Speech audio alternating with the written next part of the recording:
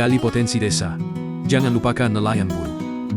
Bicara tentang desa, seringkali identik dengan membahas petani dan pertanian. Kita lupa bahwa nelayan buruh, nelayan yang bekerja pada kapal penangkap ikan, juga merupakan bagian integral dari masyarakat desa. Nelayan tidak hanya berperan sebagai penyedia pangan laut, tetapi juga sebagai pelaku ekonomi yang berkontribusi pada pendapatan desa. Sayangnya, program-program untuk nelayan, terutama nelayan buruh tersebut, tidak pernah tercatat di kantor kepala desa, seperti tidak ada kewenangan desa mengurus nelayan, melainkan menjadi kewenangan Dinas Perikanan daerah, kabupaten atau kota, ataupun provinsi.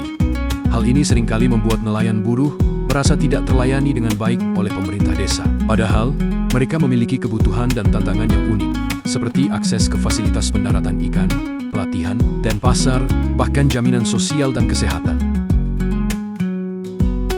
Perhatian pemerintah dari pusat sampai desa untuk sektor perikanan seringkali lebih fokus pada pengelola tambak dan nelayan juragan pemilik kapal ikan daripada ke buruhnya.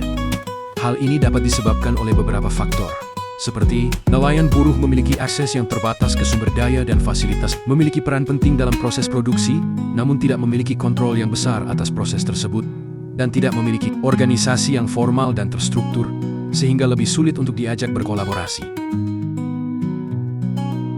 Nelayan buruh seringkali tidak memperoleh jaminan kesejahteraan dan kesehatan yang memadai dari juragan pemilik kapal ikan. Hal ini dapat disebabkan oleh beberapa faktor, seperti regulasi yang ada seringkali tidak efektif dalam melindungi hak-hak buruh nelayan, tidak memiliki akses yang memadai ke fasilitas kesehatan dan jaminan kesejahteraan, ketergantungan pada juragan pemilik kapal ikan untuk memperoleh pekerjaan dan penghasilan. Oleh karena itu, perlu ada upaya untuk meningkatkan perlindungan dan kesejahteraan buruh nelayan, seperti pengembangan regulasi yang lebih efektif untuk melindungi hak-hak nelayan buruh, peningkatan akses ke fasilitas kesehatan dan jaminan kesejahteraan, pengembangan program perlindungan yang lebih komprehensif untuk buruh nelayan. Undang-Undang Nomor 7 Tahun 2016 tentang Perlindungan dan Pemberdayaan Nelayan, Pembudidaya Ikan, dan Petambak Garam bisa menjadi dasar untuk melindungi hak nelayan buruh, termasuk hak atas sumber daya alam, hak atas pekerjaan, dan hak atas kesejahteraan. Meningkatkan kesejahteraan nelayan melalui peningkatan pendapatan, peningkatan akses ke fasilitas, dan peningkatan kualitas hidup. Meningkatkan peran nelayan dalam pembangunan ekonomi dan sosial di daerah pesisir dan pulau-pulau kecil.